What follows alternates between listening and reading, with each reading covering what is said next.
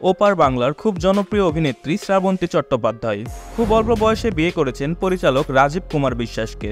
এরপর কোলজুড়ে আসে অভিমান্যু চট্টোপাধ্যায়, শ্রাবন্তীর একমাত্র সন্তান। তবে স্বামী রাজীবের সঙ্গে তার সম্পর্ক বেশি দিন টেকেনি। বর্তমানে একটি সিনেমার কাজ শুরু করেছেন শ্রাবন্তী। এতে তার চরিত্রের নাম সায়নী, যে লন্ডনে প্রেমিকার সঙ্গে লিভ ইন করে। এ প্রসঙ্গে সাংবাদিক তার কাছে জানতে চাই, তার ছেলে যদি এ ধরনের সম্পর্কে জড়ায় তাহলে মেনে নেবেন কিনা। একদম ওকে, আমার কোনো ব্যাপার না। যে যেটাতে ভালো থাকে সেটা ইম্পর্টেন্ট, জীবন একটাই। শ্রাবন্তীর ছেলে কিশোর বয়স থেকেই চুটিয়ে প্রেম করছেন। তার প্রেমিকার নাম দামিনী ঘোষ। তাদের প্রেমের সম্পর্ক অনেক দিনের। এই বিষয়ে শ্রাবন্তীরও সব জানা।